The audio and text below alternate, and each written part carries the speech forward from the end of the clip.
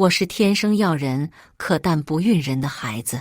太子却嫌弃我放荡恶毒，对我那个清冷善良的婢女一见钟情。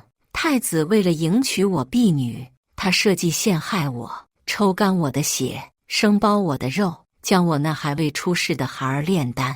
太子登基那日，婢女顶替我的身份，风风光光被封为皇后。我的孩子所炼成的丹成为贡品，被婢女食下。一睁眼，我重回婢女偷食草药，顶替我身份，被太子疯狂示爱的当天。这一次，我自己勾引上那不食人间烟火的皇叔。皇家只有诞下子嗣的才有资格当帝王。大家好，分享今天的故事之前，希望你能给人间轶事点个订阅，我将会分享更多优质的故事。殿下，你别这样，你是小姐的未婚夫，是身份尊贵的太子殿下，我若跟您不清不楚，小姐会打死我的。我的婢女冯宇娇倩般地推开太子后，因为重力不稳，又倒入了太子的怀里。冯宇欲拒还迎地想要起身，却被太子紧紧地抱着，气得冯宇眼角发红，又无可奈何的样子，看得人心痒痒。宇儿，我心悦你，你的一举一动都牵挂着我的心动，你如此的冰清玉洁，才配得当我的太子妃。冯宇皱眉微怒，惊慌失措的小碎步的后退了2步。殿下，你这是折杀我了，我一介贱婢怎么能配得上你？只有小姐那样的身份，才可以站在你的身边。我不能，我也不可以，还请殿下以后不要为难我了。眼看冯宇要跟自己撇清关系，太子立马慌了，我一把将冯宇拉进自己的怀里，满眼深情。宇儿，我实话告诉你吧，我根本不喜欢江妻，她那副狐媚腰子的样子，见男人就贴上去，放荡不羁，让我恶心至极。而宇儿，你是我心里的明月，我这辈子只会娶你。听到熟悉的对话，缓慢地反应过来，我重生了。自始至终，太子都没有把我放在眼底，甚至对我满是厌恶。我是父亲是户部侍郎，我的舅舅是护国大将军，我母亲是皇商首富。曾经，我的外祖出征，为护皇上而战死，皇上痛心之下，便封我为太子妃。等我及笄，便可入主东宫。当初我对穆毅一见钟情，便追着他跑了好久。皇帝见此，直接给我和穆毅许了婚约，并且封穆毅为太子。可是我没想到，我的一片真心，在他眼里就是恶毒放荡，转而对我的婢女一见钟情。上一世的今天，我撞见穆毅和冯宇厮混，我气急上头，冲了出去，指责冯宇不要脸，要杖责他。穆毅却对我动手，并且威胁我，如果敢伤害冯宇，他便针对我整个苏家。为了保全家族，我强忍下这口气，甚至还幻想着嫁给穆毅以后，日久生情，他一定会改变对我的看法的。可是让我没想到的是，成亲1年，我怀孕后，皇上退位，将皇位传给了穆毅。穆毅登基前的1个月，给我下药，将我关进地牢，对我进行折磨。他让人抽干了我的血，生剜我的肉。在我的痛苦祈求下，他毫不留情地将刀扎进我的腹部，将我的孩子给挑了出来，让我亲眼看着我的孩子被炼成1颗丹药。只因为冯宇一句3月胎儿炼药可助人怀孕，我质问他，虎毒不食子，为什么对我的孩子如此狠心？穆毅踩着我的胸口，对我厌恶唾弃的道，你一个浪荡不知羞耻的女人，若不是你死缠烂打，我根本不可能娶你。只有宇儿那清冷如月般的医仙传人，才有资格嫁给我。我一脸迷茫，冯宇不过是我捡来的孤儿，怎么可能是医仙的传人呢？在我的不解时，我听到有人解释，我被困的这段时间，有个城爆发了瘟疫，是冯宇一人救了一个城，而冯宇的血誓竟然可以令濒死的人起死回生。这种奇迹，只有天生要人的一仙后代才可以做到。在我生不如死、受尽折磨时，冯宇顶替了我的身份，带着我母亲留下来价值连城的遗产，凤冠霞帔，十里红妆，风风光光的被迎进皇宫，成为皇后。而我的孩子被炼成的丹药当成贡品，被冯宇服下。我被气得全身发抖，可是我被烤在木架上动弹不得，只能被火活活烧死，用来祭天。而婚后，穆毅对冯宇更是宠爱有加，后宫佳丽3000，却只娶了他一人。而冯宇也十分争气，接连诞下庶子，一生荣华富贵。死后，我才知道，冯宇偷了我母亲留下来珍品草药，将自己变成了半药人之身。可是皇家一族不孕，只有纯药人才可以怀上他们的子嗣。冯宇从古药秘籍看到，10药人之血肉，3月胎儿炼丹，10下即可将自己变成药人。想到上一死，被抽血、刮肉，看着孩子被炼药，我恨意涌满全身。再睁眼，我回到了穆毅和冯宇厮混。被我发现的当天，我压下冲动，转身从房间悄悄地退了出去。我找到父亲，请求要退婚。父亲神情僵硬，带着几分不敢相信。你说什么？你想退婚？皇家退婚你当儿戏呢？当初不是你一直追在太子身后跑吗？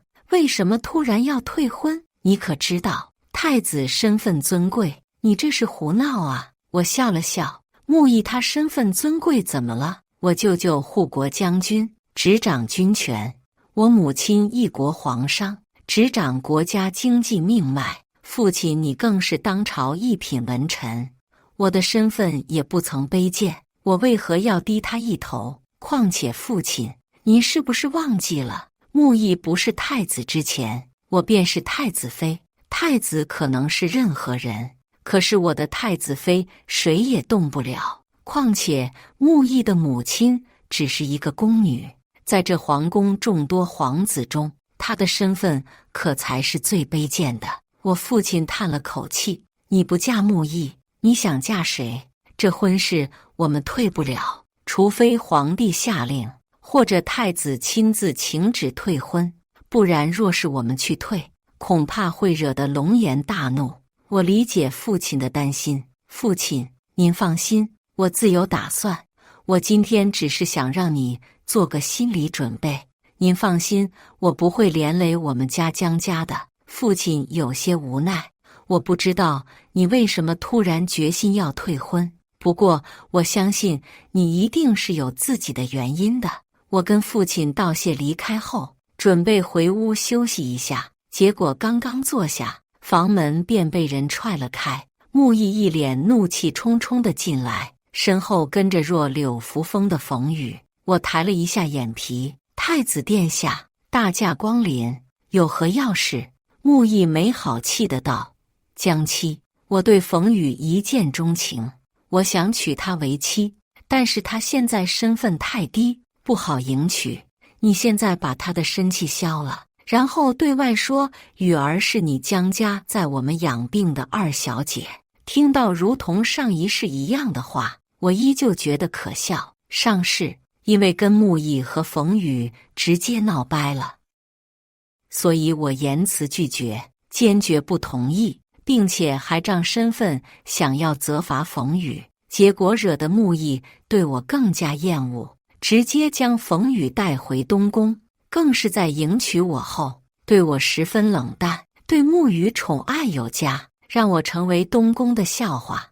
我抬头看向冯宇，你也是这么想的？当我江家二小姐，你觉得你当得起吗？冯宇立马哭了起来，泪眼汪汪的，看得人好不心疼。小姐，我没有这个意思，我没有想跟你抢太子殿下，求求小姐放过我，不要杀我。说着，冯宇越来越激动，直接跪在了我面前。我什么都没有做，就搞得好像我要杀他一样。木易看到冯宇如此的卑微，气意涌上心头。江妻，你怎么可以这么恶毒？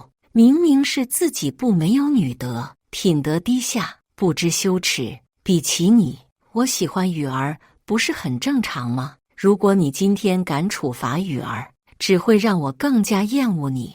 我劝你还是乖乖的识趣一点，将雨儿纳入族谱，到时候你为我的正妃，雨儿为侧，但是你不可以欺负雨儿。冯宇看向我，眼底满是挑衅。小姐，我没有想跟您抢太子殿下，实在是太子身份尊贵，我一介婢女无法拒绝呀。木易见我不为所动，带着几分警告：江妻，你若是不同意，我便退婚。女子若是被退婚，可是要进贞节堂，被万人唾沫，一生只能伴青灯古佛。所以你劝你识相点。我抬眼叹了口气，带着几分示弱的无可奈何。好吧，木易带着几分满意，这样才是最好的。既然雨儿入了您江家，那么她的一切待遇都要按照你们江家二小姐来，你可千万不能再随意折辱了她。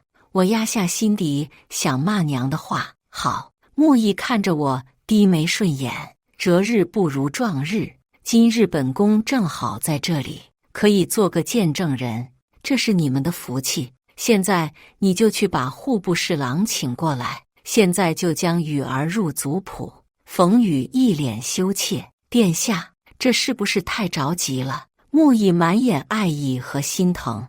我怕今天不给你上身份，那个毒妇趁我离开后会反悔。冯宇点了点头，看向我，满眼得意。小姐，那就辛苦你了。我爹过来后，听到太子的话，大为吃惊。什么？让一个婢女上族谱？殿下，你这是不是太胡闹了？我爹一口否决，结果木易直接用身份威胁我父亲，这是本宫的命令，你难不成是想抗令吗？要看我父亲不可能同意。我立马拉住了我父亲，不过挂个名而已，父亲同意吧，别惹得殿下不悦。我父亲虽然不理解为什么同意，但还是气得点了点头。木易离开后，我父亲气得骂出了声，我总算知道你为什么退婚了，他竟然还未与你成婚，就跟你的婢女厮混在一起，这不是羞辱你吗？女儿，你若想退婚，我明天就去上报陛下去。我拦住父亲，这婚是要退，但是不能由我们来退。父亲您放心，我自有打算，交给我处理吧。父亲点了点头，若受了委屈跟爹说，管他是谁，都不能委屈了你。我心底满是感动。冯宇入了我江家族谱后，仗着太子的事，仿佛真的成为了江家二小姐。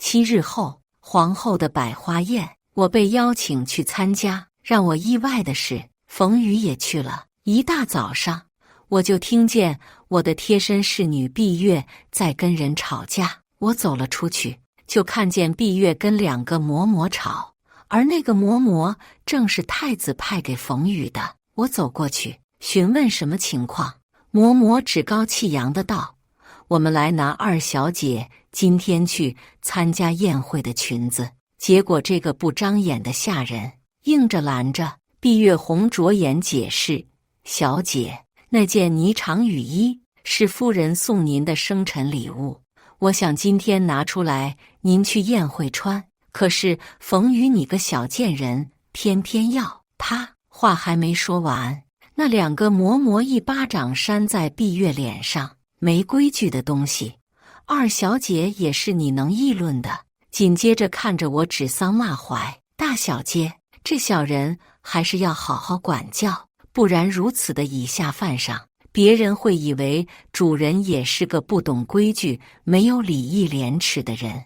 我非常赞同的点了点头。嬷嬷看我没有意见，仿佛更加来劲了，还要继续说道。我抬腿一脚将对方踹倒在地。所以你算什么东西？凭什么来教训我？你不过也是一个下人罢了。嬷嬷威胁道：“我可是太子的人，江小姐，你怎么敢？”我冷笑了一声：“这里是江府，你有本事你让太子找我算账。”说完，我转身离开。宴会上，各家女眷十分多，每个人的目光都在我身上流转，但是却不曾搭理我。也是，我的名声这些年都被木易搞臭了。太子不喜欢我，对我甚是厌恶，其他人肯定不跟我接触，以防受到牵连。宴会开始后，木易也是一直跟冯宇在一起，完全不给我这个未来太子妃一点面子。我也无所谓，该吃吃该喝喝。结果冯宇突然找上了我，端着杯酒：“姐姐，今天的事情我听说了，我并没有想抢你的东西，我已经教训过那些嬷嬷了。这杯酒是我敬姐姐的，希望姐姐可以原谅我。”我冷冷地拒绝：“我不喝酒。”冯宇仿佛受了天大的委屈，瞬间跪在我的面前：“姐姐，求求你原谅我吧，不要牵连其他人。嬷嬷是太子殿下给我的，这是为了照顾我，并没有想要跟姐姐抢的意思。”所有人都围了过来，小声的议论：“之前就听说江家大小姐喜欢仗势欺人，虐待下人，见死不救。你看江家二小姐都这么害怕，还不知道私下受了多少折磨呢。”木易一下子冲了过来，一把将冯宇护在身后：“江妻，你为什么又要针对雨儿？是我不喜欢你，跟雨儿无关。你如此的心胸狭窄，心思恶毒，若不是皇命所赐，我绝不会娶你这种毒妇的。被自己的未婚夫如此羞辱，对一个女子来说，简直是比杀了她还要难受，甚至心理承受能力差一点的，可能就寻死了。”冯宇拉着木易：“殿下，你不要这么说，我是来求姐姐原谅的。姐姐不原谅我，我内心不安。”木易将酒杯递给我：“江妻，你还要闹，到时候赶紧喝下。这件事情到此为止。”我气炸了，明明是他们先生事，怎么就是我闹了呢？皇后宴会上，我不能否了木易的面子，只能忍下气，将酒一饮而尽。酒一入口，我就察觉到了不对劲。我看到冯宇眼底一闪而过的得逞。宴会中旬，我察觉到了身体传来一股热意。冯宇见此，立马向皇后请命，让我下去休息。我身体热意越来越汹涌，我在碧月耳边仿佛了几句话，就靠在殿内休息。几分钟后，殿门被打开，一脸猥琐的男人走了进来。不愧是大家小姐，一身肌肤冰肌如玉的，让爷好好心疼一下你。我连忙喊叫了几声，却无人应答。男人得意地朝我冲了过来：“叫吧，没人能来救你。等你被我玩烂了，太子妃的位置就是我妹妹的了。”我心下一慌，冯宇竟然打的这个心思，他怎么敢如此的大胆呢？眼看男人的手在撕扯我的衣服，我拔下头上的发簪，毫不留情地扎在对方的后颈，一击毙命。我一脚将他踹开，全身发软，靠在墙角。幸好我母亲自小逼我学医，人的命学在哪里，我熟悉得很。再加上他没有防备，觉得我一介女子被下了药，只能认命。身体的热意越来越汹涌，我不停地看向门外，碧月怎么还没回来？就在我快要坚持不住时，碧月来了，身后跟着一个冷若冰霜、俊美无瑕的男人。我跌跌撞撞地起身，扑了过去：“小叔，救救我，好不好？”碧月非常识趣地退了出去，并将地上的尸体拖了出去。我的双手在对方身上游荡，木燕一把握住我的手：“你中药了，我带你去找太医。”我摇了摇头：“我不要，我要你。”木燕厉声道：“江妻，不要胡闹！”被骂了，我顿感委屈，一把推开木燕：“你就这么讨厌我吗？你不帮算了，我找别人去。”找我踏出殿门时，我被人拦腰抱起，紧接着我被摔在榻上。江七，不要后悔！我拦着对方脖子，亲了生气，哼哼唧唧的道：“不后悔，我只要你。”红帐中香，覆雨翻云。2个时辰后，我一身疲惫地靠在木燕身上，手不停地在木燕的腰腹上游荡。突然，我的手腕被抓住，头顶传来沙哑性感的声音：“别乱摸，除非你想明天下不了床。”我顿时收回了手。木燕起身穿好衣服，吩咐下人给我寻了套干净的衣服递给我。放心，今天的事情不会有第2个人知道的。我穿好衣服，刚想说不太可能，下一秒外面传来杂乱的人声。我刚才就看见太子妃跟一个男人进了这里。之前我就听说过太子妃跟许多外男来往过密，纠缠不清，现在竟然在宴会上就如此胆大放肆。紧接着就听见木易气愤的声音：“父皇，太子妃这是把儿臣的脸按着地上摩擦呀！平时太子妃就行事嚣张跋扈，放荡不羁，可如今竟然在皇宫就干出如此苟且之事，不可饶恕啊！”紧随其后的是冯宇的茶言茶语：“姐姐应该是有自己的难言之隐吧？我相信一定不是姐姐自愿如此的。”皇后厉声道：“她都如此不把天界的脸面放在眼里了，一会进去，直接将她拖出来进猪笼。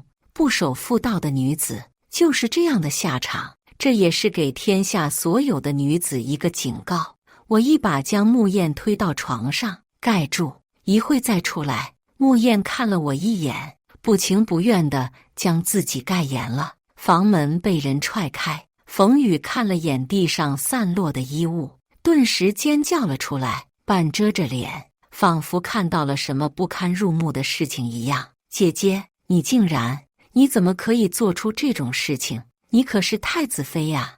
你这样可是在丢太子的脸面啊！”木易一下子冲了过来，抬手想要给我一巴掌。“你这个不守妇道的荡妇！”我一把拦住木易的手，冷笑着道：“这不是殿下想看到的吗？”木易脸上闪过几分心虚：“江七，你别血口喷人，你自己耐不住寂寞，勾引外男，竟然还有脸怪在我的头上。”冯宇也道：“姐姐，太子殿下一直陪着我，怎么能跟太子殿下有关呢？”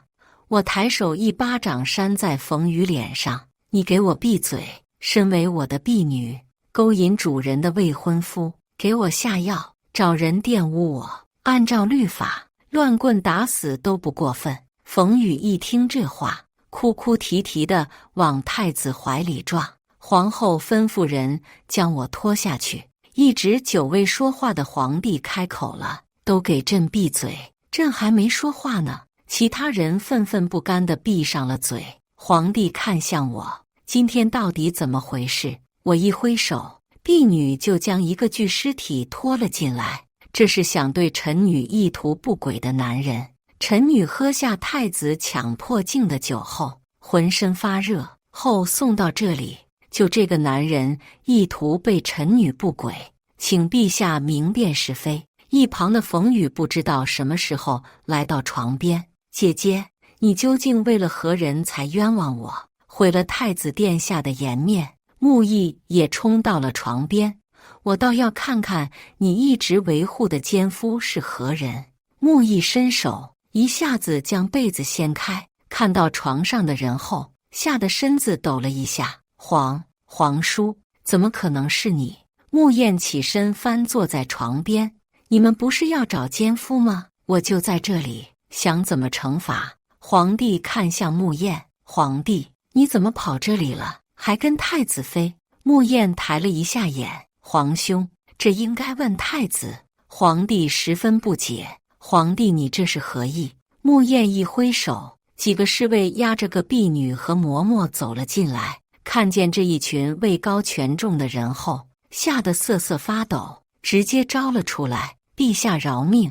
是太子殿下让我们在太子妃的酒杯里下迷情药的，是冯姑娘让我们故意放她哥哥进宫的，并且趁太子妃中药，对太子妃意图不轨。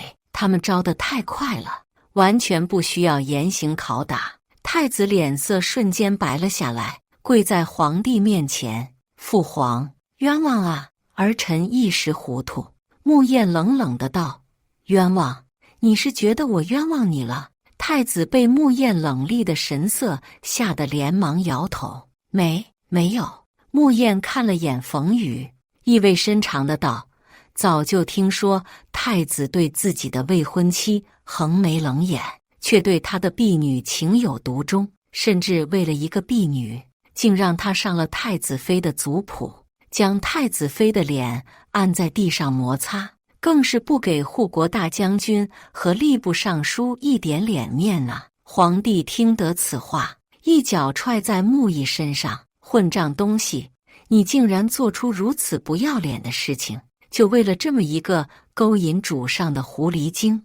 穆燕紧接着道：“太子既然如此厌恶太子妃，那这门婚事干脆取消吧。今天却是我阴差阳错跟太子妃有了纠缠，我会对江小姐负责的。若有人传出去，太子为了一介婢女，竟给太子妃下药找人玷污，这件事情处理不好的话，恐怕皇室要动荡，后继可危了。”皇帝大手一挥，将太子关禁闭3个月思过，将这个勾引主上的婢女处死。江妻，你觉得如何？我皱了皱眉头，都这样了，皇帝竟然还不取消我跟穆毅的婚约。穆燕一把拉住我：“皇兄，太子对太子妃无意，百般折辱，今日又做出此等之事，皇帝觉得这婚事不如作废罢了。”皇帝厉声道：“不可！江妻必须是我朝的太子妃。江妻，这次是太子对不起你。”我跪在皇帝面前：“陛下，臣女今天已是臣王殿下的人了，况且太子对臣女无意，这门婚事只能让我们成为怨偶。然后陛下硬要臣女嫁给太子，那么臣女宁愿青灯古佛，永不嫁人。”皇帝打量着我和穆燕，最后咬着牙关：“好，既然如此，那就取消你跟太子的婚事。”说完，拂袖转身离开。冯宇被哭哭啼啼地拖了下去。3日后赐死。所有人都离开后，穆燕一把将我抓进怀里：“江妻，今天的一切都是你故意的吧？”我笑了笑，扭过头：“是又如何？皇叔要责罚我吗？”穆燕紧皱着眉头：“你为什么这么做？”我歪头：“皇叔是问我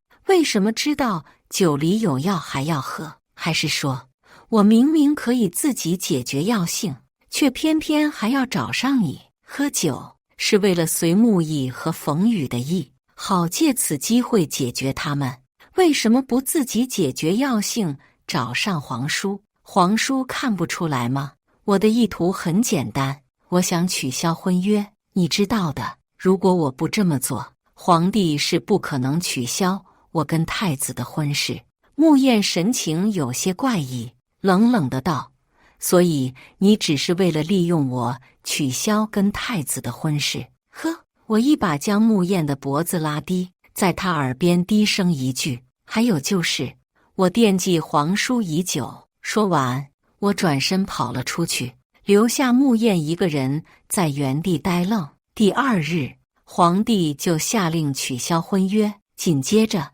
就是穆燕抬着10条街的聘礼来到我家，直接将我家的院子塞满了。我看着溢满院带着红绸的聘礼，又看着我父亲一脸慌张的样子，我冲到穆燕面前：“你干嘛呢？这是什么东西？”穆燕淡淡道：“聘礼。”我张大了嘴：“聘礼这么多，不是就1夜的功夫，怎么就准备将聘礼都准备好了呢？”父亲来到我身边：“妻儿，你跟穆毅的婚事已经取消了，臣王殿下求娶你，你可愿啊？”我愣了一下：“女儿愿意的。”穆燕嘴角微微翘起，以我瞪大眼睛的速度交换了更帖，定了日子。结束后，父亲让我送穆燕离开。我拉着穆燕，悄咪咪地问：“皇叔，听说你此生不婚吗？怎么聘礼都准备好了？这聘礼